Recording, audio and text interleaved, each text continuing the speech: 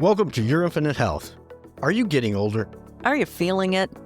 How would you like to do that in reverse? We're your host, Dr. Tripp and Lene. We've run an integrative medicine practice for 13 years. Together, we have 60 years of combined experience helping clients. We've helped tens of thousands achieve success in health and live longer, happier lives. In this show, we'll cover peer-reviewed and evidence-based integrative approaches to creating the health you've always wanted. We also share professional experience we see in the field every day. So if you're ready to feel, look, and live your best life, you're in the right place. Welcome to Your Infinite Health podcast. Hey, everyone. Thank you so much for tuning in to the Your Infinite Health podcast. Tripp will be along shortly, and I thought I'd take this time to go ahead and introduce our guest for this show, Dr. Elliot Justin. He is the CEO and founder of a company called FirmTech. FirmTech's mission is to create better sexual health for everybody. Dr. Justin and his FirmTech team have developed and marketed the Tech Ring, a transformative penile ring to help men optimize personal erectile fitness and to inspire better erectile and cardiovascular health through engaging with objective data about their sexual health. The second phase of the company's growth will deliver similar benefits to women by assessing a clitoral health and how it is impacted by disease, medications, aging, supplements, exercise, alcohol, and drugs. The device has already been prototyped. Dr. Justin is an emergency medicine specialist and healthcare technology consultant in erectile neuromodulation, cardiovascular disease, and diabetes. He spent 25 years practicing emergency medicine and directing ERs. In 2004, Dr. Justin started the second oldest telemedicine company called Swift MD. In 2008, he established Pegasus Emergency Group, an emergency medical company that staffed more than 30 ERs nationwide and won awards for its customer service.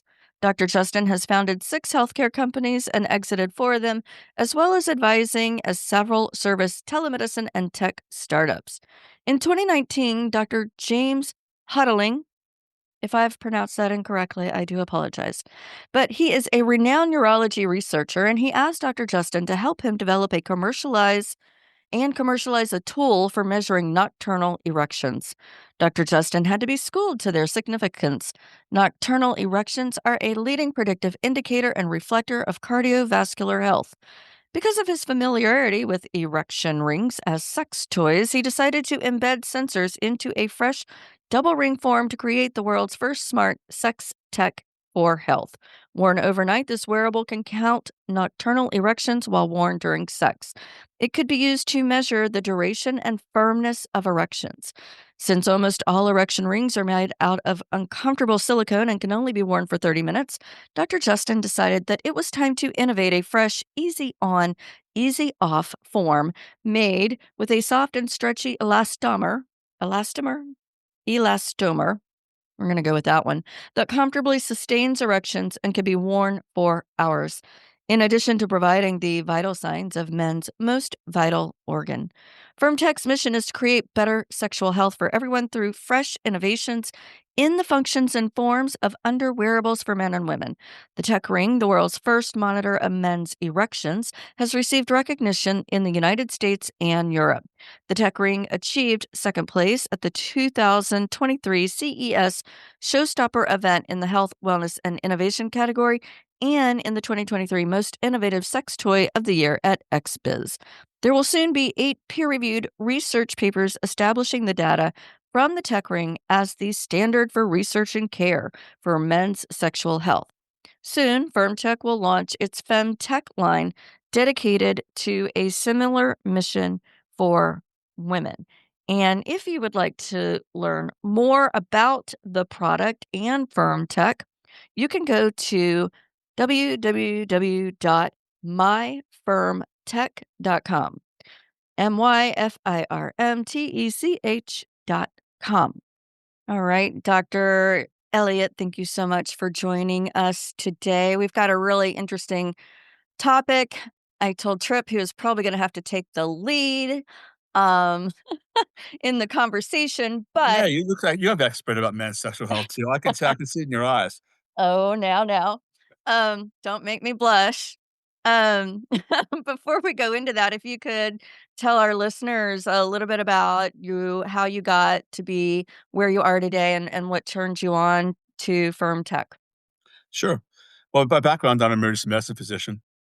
And, short of a heart attack or a stroke, there are few emergencies that concern a man as much as a limp dick. So I can't say that's what got me in here, but that's an observation that's certainly relevant. Years ago, I founded a telehealth company called Swift MD. Around the same time the Teladoc was founded, and I sold that. But that got me interested in remote patient management technologies that would empower people to control their health at home with data, and therefore be free to some degree of a healthcare system. That's healthcare system that's more motivated by boxes they can check on electronic health record and money. Then that's sort of what's in people's best interest. People get as I think Tripp would agree, people get the healthcare that we can bill for in general, not the healthcare they necessarily need. Right. I was working on a device to monitor blood pressure after stroke, and a urology professor at the University of Utah about 3 years ago heard about something I worked on previously called Project O. For obvious reasons, I think you guess what O stands for. I was interested in neuromodulating human sexuality. So the paradigm for neuromodulation is the cardiac pacemaker that most people know about. An implant electrode of the heart, we can keep the heart beating after a person is actually dead. So if we could do that with human sexuality and we have an aging population and we have an increasing incidence of erectile dysfunction in men and women too, that would be profoundly valuable. There were several papers in the medical literature, uh, peer-reviewed journals, urology journals, indicating that success by planting an electrode by the cavernous nerve, the dental nerve, everyone's two favorite nerves involved with arousal and orgasm that no one's ever heard about, talks about, uh, claim that they would succeed in doing that in men who had spinal cord injuries. And so I then thought, well, I'm going to try that out. But instead of going out and raising money, I thought I'd just try it out myself. So first I tried on two rams, male sheep. I live out here in Montana, and a veterinary surgeon and I identified these nerves and planted electrode in these rams, and we did get mild erection, strong ejaculation, but we also got defecation and urination. So it wasn't exactly bedroom friendly. The next step usually would have been to go out and raise some money and go out to Colombia or Brazil and test it out on some men with ED, but instead I tested it on myself. I had a friend who's a urology surgeon at University of California, San Francisco, went to his clinic, had him implant an electrode, and we tried all sorts of amplitude and frequencies with these nerves, and I felt nothing. And I suspected then that these papers were what I call bullshit. That they were Oh, basically these are papers where people were claiming results, mining. They were what I call grant miners or people trying to raise funds. And unfortunately, I wish there was more reliability in the conventional medical literature. And I think Tripp with his involvement in integrative medicine understands quite well the Oh, problem yeah. I'm talking about. These results are just frankly not often reproducible. That said, this urology professor at the University of Utah about 3 years ago heard about Project O and said he wanted to work with me. He wanted to count the number of nocturnal erections that men have because they're a leading indicator of man's cardiovascular and sexual health. And I was unaware of that fact. And in medicine, when we say leading indicator, that's powerful because in medicine we treat associations, high blood pressure associated with stroke, heart attack, then we treat it on that basis. But it's not a predictor. You can have high blood pressure and have stroke not have a stroke for a long time and have a heart attack for a long time. But if a man has one or less uh, nocturnal erections, or he goes down by 50%, his baseline is 4, he goes to 2 nocturnal erections, that man has a 50% chance of having a heart attack in 2 years. wow. Going to a large paper that was relatively large paper that was done in the 1990s. So this really interested me. This doctor, professor of urology, is what I call a cock ring version. I mean, no playing around with cock rings, but I'm not. I'm fortunate to be married almost 37 years now to a woman who thinks sex toys are a lot of fun. By the way, parenthetically, I do recommend that to any of your listeners. You want to marry someone who's into sex toys. That's really check that box. That said, um, I saw some of those, cock rings are these, O-rings. They pinch, they're uncomfortable. Maybe if you go to a sex toy store once, twice a year and you buy one and you pinch, you use it once, twice and you get rid of it. It's uncomfortable. So my thought when this doctor told me about the nocturnal erections was, well, let's count all erections. What do men care more about? The ones when they're asleep or the ones when they're having sex? And with the incidence of erectile dysfunction being, at my age, I'm 72, 70%, let's find out what's going on during sex as well as going on during, overnight by embedding sensors into a cock ring. And that's the background story. We have the world's first smart sex tech wearable. Huh. So it's like an aura ring Well, for your dick? you got it. It's I mean, where do men most want to find that information? Over here on their finger or down there? So, we give men the information that they're most interested in. That's right. It's like exactly. It's like an aura ring. So Uh, are they tracking the data on an app? yeah, we're in the Google and Apple stores. It's Bluetooth enabled. We have documented 70,000 erections. This is the world's largest database of men's sexual health, and men's sexual health reflects his cardiovascular health, could reflect his neurological health, alcohol, recreational, other drugs, all things into it. But this is the world's largest database, and with that, then that data, interestingly, has revealed something that certainly I wasn't expecting. And some of the world-renowned urologists on my team and around the world who wear this database, they have missed the primary cause of ED, and they're treating the second cause, like the leading cause, not the primary cause.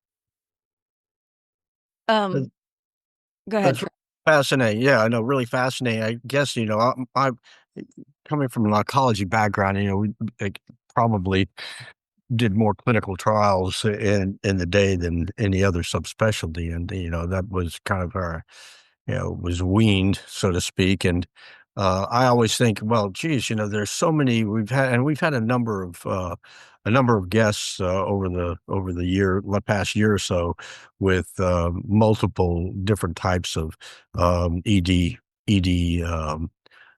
AIDS, so to speak, and with those coming out, I guess this begs the question for me of whether or not any of this data could be associated with those. Um, Yeah, that's a great point, Trip, because that now with it, the biohackers like to say Mhm. you can't hack it unless you can track it, and a lot of the things in It's the so anecdotal. The information is so anecdotal out there. It's you just got it. so annoying. I mean, I feel great, and I'm taking 50 different supplements and that, and I won't mention the name, but Are you talking and about Brian Johnson? I could, yeah. yeah. Well, what's great about what we're doing, some of the papers are already published. Mhm, There are 7 independent papers using our technology, is that mhm, urologists, there's something with my spurring them, are now challenging or investigating everything that's been proposed to help with ED. PD-5 medications, Viagra, Cialis. mhm, What's the right dose? Do they even work? And we know from the original Pfizer application to the FDA back, whatever, in the 90s, they had 7 papers. 2 showed no more effect than placebo. One showed 70%, and that's in your area. That was in prostate health. But most men don't have prostate and aren't recovering from prostate surgery. So how relevant is that? And by the way, I can tell you about the research that's going on at the moment about the prostate cancer on our device. And then this and the one paper showed 40%, and the other paper showed 10-20% of benefit. So these drugs that pharma push with billions and billions of dollars of marketing, and now people can get online with, to your point, just reporting subjective symptoms. Well, are they working? What's the right dose? So with our technology, a man can say, well, it's 5 milligrams of Cialis the right dose for me? Is it 10? Is it 20? Or is nothing? objective None data. of them of any benefit. Objective data. It's great. You get objective endpoint. Yeah, and the data corrects one of the mistakes that we doctors, and I say we doctors, like I don't think you are necessarily the doctors of this type, but we doctors in general make, which is we generalize and project onto the general. We generalize from a small data set that we have, and we project onto the general population. So the you know Brian Johnson likes to say that he has the penis of his son. However, his little son is maybe in his early 20s, and he does that by saying he has the same number of nocturnal erections. Well, Right. where did he get that notion from? Well, there's a Scan was a device, predecessor device, what we're doing. It's kind of fallen out of favor. Not they even lost their CPT code in the United States, but it looks like something Dr. Frankenstein would put in your dick. You know, it's kind of go. I don't know if you have it done to yourself. It's got two wires, wires going to a box or to your leg, backs in your leg. You got to be in general be in a lab. You got to sleep like this overnight. And they did a paper, their largest paper, on which medical science came to the wrong conclusions. The largest paper was off the top of my head, in the early 90s, at about 400 men. These are men with significant erectile dysfunction. So this is a selected group. These are men who struggle to attain an erection in general, not men who get an erection and lose it, which is the larger number of men who have IBD. And on the base, and then they had some people without problems. But they only had 400 men, and they only had 2 erections per man. That's 800 erections. We have 70,000 erections. Well, It's so we have so they're they concluded that that healthy man has 4 or 5 nocturnal erections per night, and that number goes down significantly as men age. So here's what we've discovered that changes that paradigm. The doctors say that incidence of erectile dysfunction goes up 10% per decade per year after age 45. So the anticipation, mine too, was that as men age, get more hypertension, diabetes, cardiovascular problems, etc., the number of nocturnal erections will go down, the firmness of nocturnal erections will go down, and the firmness of sex erections would go down. Not happening. oh, Now, it's true for men who have significant disease. It's true that a man who has angina or a man who has out of control hypertension or poorly controlled diabetes, they will see that deterioration. And our technology is really valuable because our technology can help identify that problem before it becomes a heart attack or a stroke or a diabetic crisis. We've had 2 men that were aware of the cardiac catheterizations using our technology. But for most men, they basically stay just as hard. They average 3 plus nocturnal erections, and then in the late 60s and 70s, it starts to deteriorate a little bit. And we only have a couple men in their 80s, so I can't say what's going on in the 80s. interesting. And that's a game changer because what does that mean? Why is it if men are getting older and they're staying just as hard pretty much at night and when during sex, why are they reporting more erectile dysfunction? Well, it's because we've misdefined erectile dysfunction.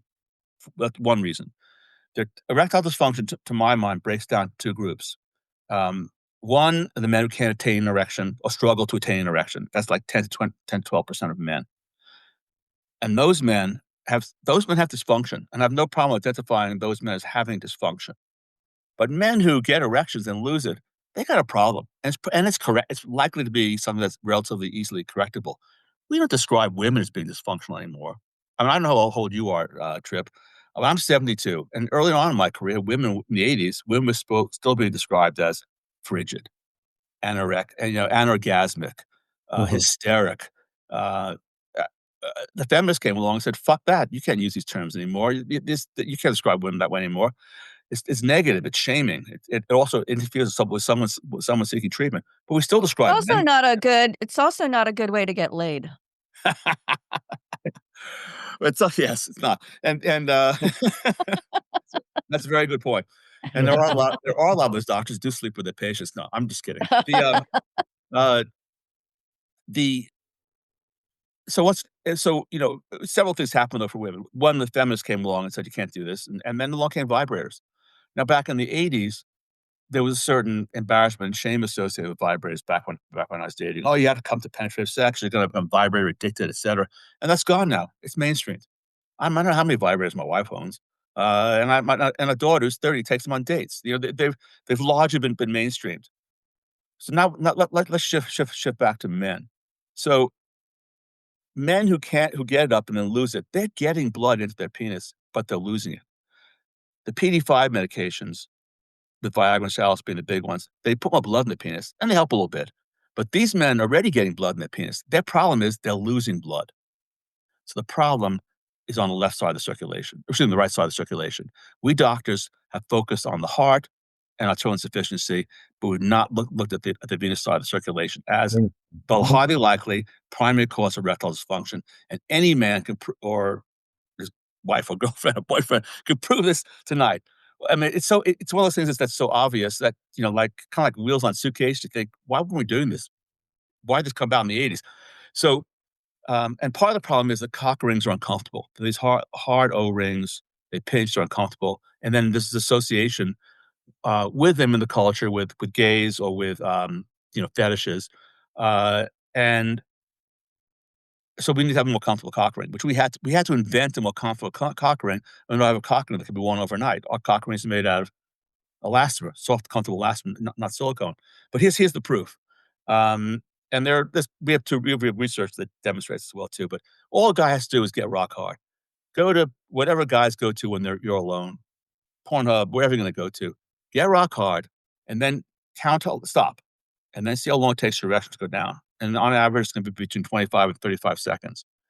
And then get rock hard and put a ring on it. Our ring, of course, because the only one's most comfortable and research proven for safety. But put a ring on it, and the Fine. man's Put a ring on it.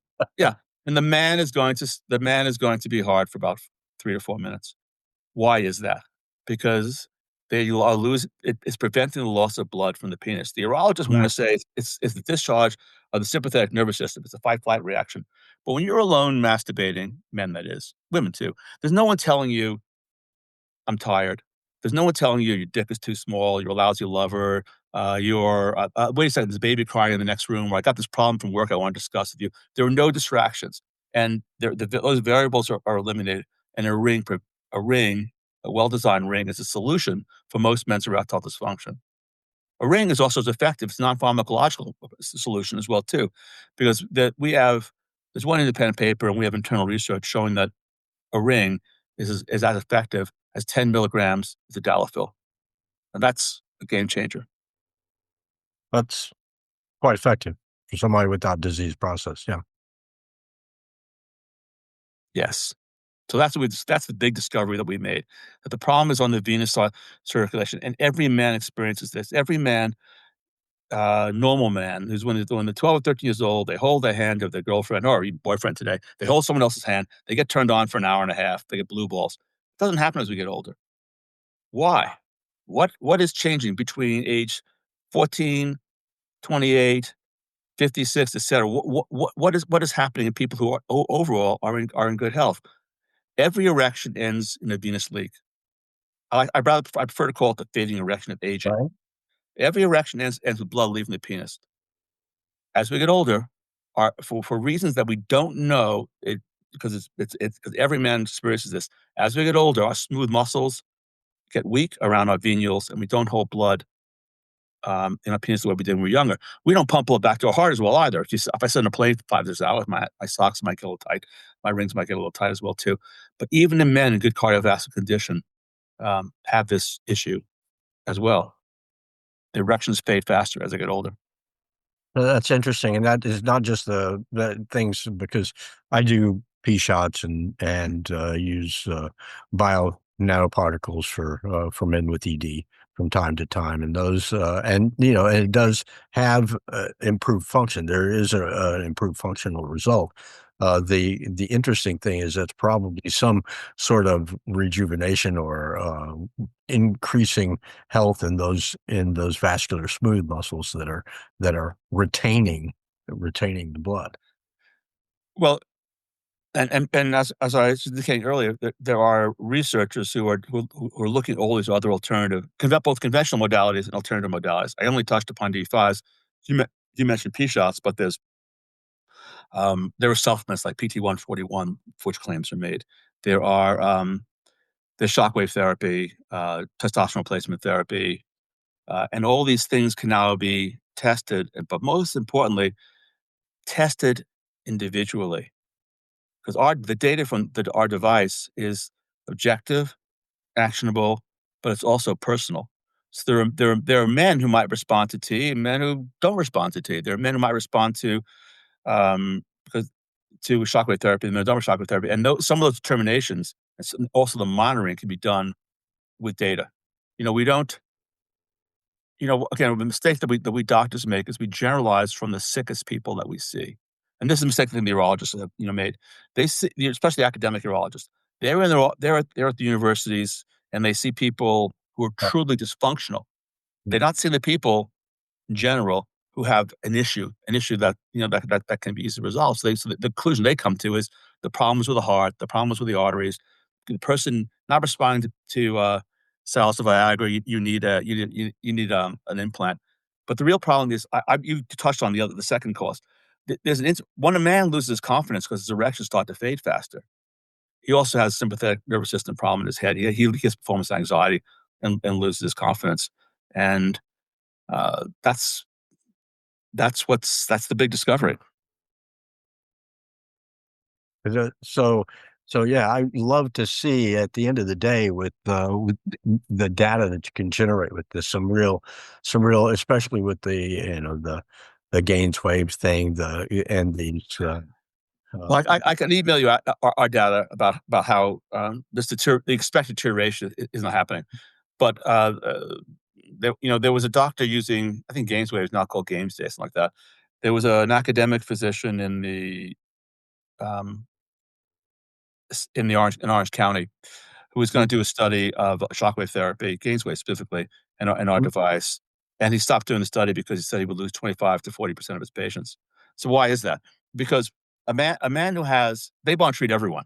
So, but a man who has three plus nocturnal erections per night and has ED, he actually has, to your point, performance anxiety and venous leak.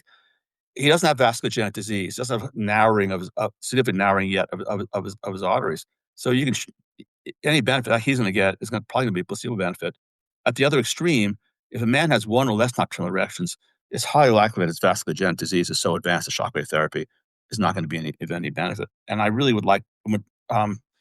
There's a doctor in India, a huge academic doctor in India, a huge clinical practice, who is just starting a study.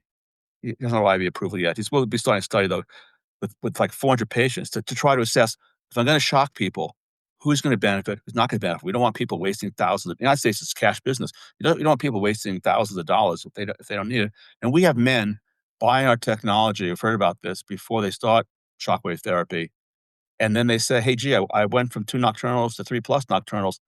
I don't need another 6 shots. I'm going to save $6,000 or $7,000 because I'm done. And by the way, I don't need to come back a year from now for a tune-up because I can check whether I need it with my device." exactly, exactly. Cheap insurance. I love it. Love Yeah, it. So, so I'm curious though, the female component of this. Give me some information there because that's totally new to me. sure. Well, we are working on the world's first monitor of clitoral health, and we've tested it on. I mean, there was an external paper with like 25 people in it, and we've also tested on 28 women. So women have nocturnal erections, clitoral erections, just like men. We don't know how many.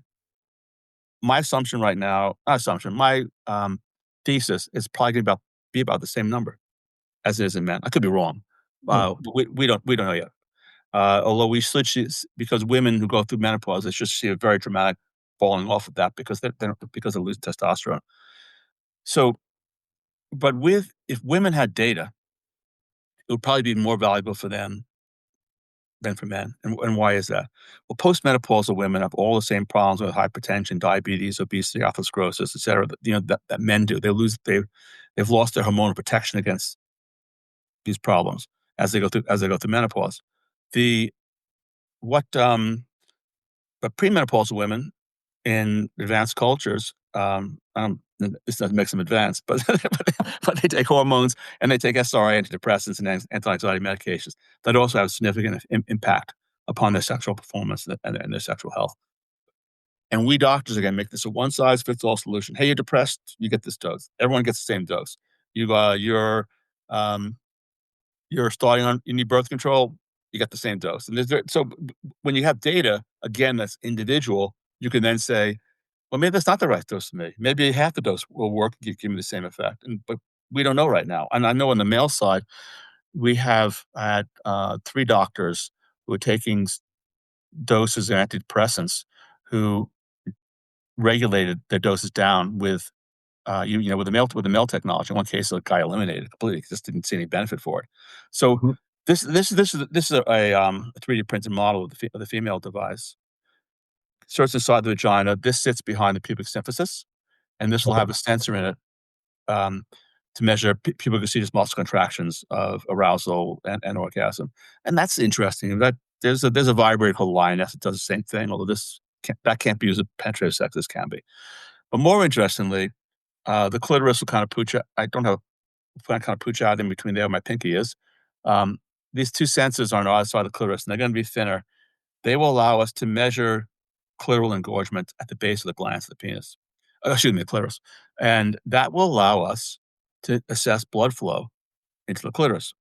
And with that news, the data, rather, excuse me, women and their doctors be able to measure the impact of diabetes, hypertension, obesity, Well, medications, antihypertensives, and testosterone replacement therapy. All the same things that men do. Women will be able to assess objectively. That is wild. Well, it's coming your way, and the world's way because we actually had a I think the paper was published, presented a paper at the International Society for Sexual Medicine about this technology, but we're using PPG, pulse oximetry, the difference from living after COVID. We're using PPG, and we had too much sensor movement that led to um, lack of sensitivity of the device. So we're experimenting with 4 different sensors right now. We reduced that to 2 with the goal of having a research prototype of this out by the Q4 and commercial launch of this Q2, just around this time next year. is that a Bluetooth? It'll be Bluetooth enabled. There'll be just like the male device, it'll be Bluetooth enabled. Uh, People will be able to see their waveforms. They'll be able to get, if they were your patients, you'd be able to give them they could get notifications from you, or they can share their data with you. The notifications we do that on the male side right now. The notifications are valuable. It could be, hey, Elliot, gee, you've gone from 2 nocturnal erections to 3 nocturnal erections. That's positive improvement. What's different in your life? Is it different in your lifestyle, your medications, et cetera? Or it could be the reverse. It could be, hey, Elliot, your performance has deteriorated, and therefore you need to see a doctor. Or it could be, hey, Elliot, you've only been making love in the same position for the last 6 weeks. You need to change what you're doing. You could be boring your wife. Right, Mhm. right. So, so the participants are sleeping all night with this technology They can sleep with on it, and and they can in, have sex with it. Either one. and then, like, every night they're wearing Well, you it. kind of establish a baseline. If someone is actively if taking new medication, you might want to get more readings. I mean, the way I see this occurring, because this has not become the standard of care yet, although I'm confident they'll take look, medicine goes really slowly. It took 22 years for electrocardiogram to be adopted. So the doctors have still thought they could hear better with their ears better than electrocardiogram to interpret what's going on. So I, I- the I mean, my goal was obvious for this data collection to become part of the standard of care for, say, men over the age of 45, 50, women as well. I'm in a steady state. I have taken so many readings. For me, it's like once a week is all I need. I wear it one night a week. My wife and I make love, and then I go to sleep, and then I have my data, and it's pretty much. I mean, I can show you my graph if you want. It's pretty much across the line. I don't need. I'm in good health. I don't need it. But for men who are not in good health, uh, they get a lot of readings, and it's in men back to a little bit to Tripp's world. In men recovering from prostate surgery, um, they I wasn't even thinking about that because I'm not a urologist when I came up with this technology, but they they're using it to monitor their recovery, so they can see when they start to recover nocturnal erections around 7 or 8 months after surgery. That means that they probably can start recovering sexual performance. It's hard for them to get back into it, but it's really profoundly reassuring them to see at night that they're recovering. And they then can also use the ring to bolster their performance as a cock ring, while while they're having sex. The data can also tell a man recovering prostate surgery what interventions are working. I mean, is pumping working? Is taking testosterone working? Is taking PD-5 medications working? Right now, to Tripp's point earlier, it's all conjecture and opinion, and we'll just throw everything at a guy who's recovering from prostate surgery, rather without using data to track it. Cool. Fantastic. Fantastic. You got Thank you. any other questions, Tripp?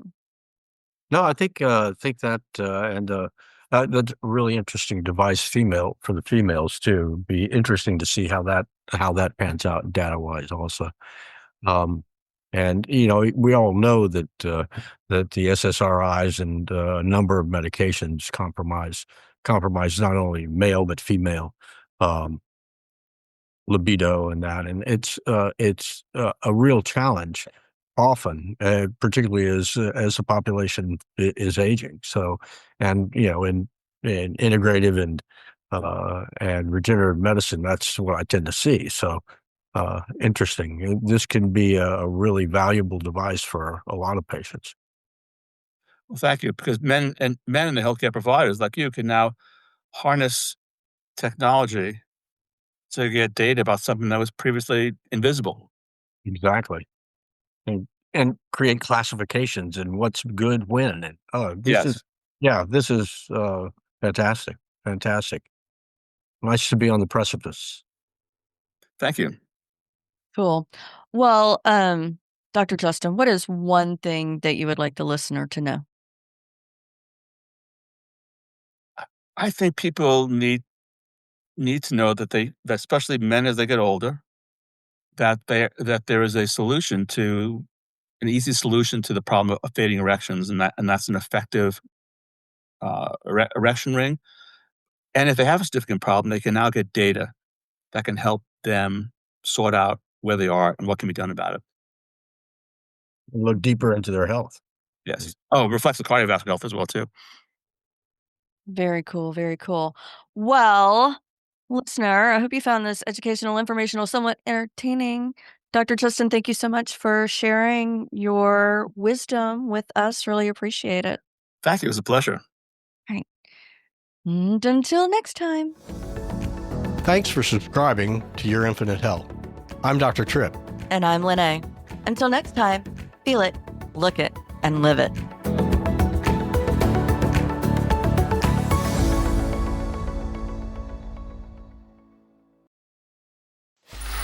Free audio post-production by alphonic.com.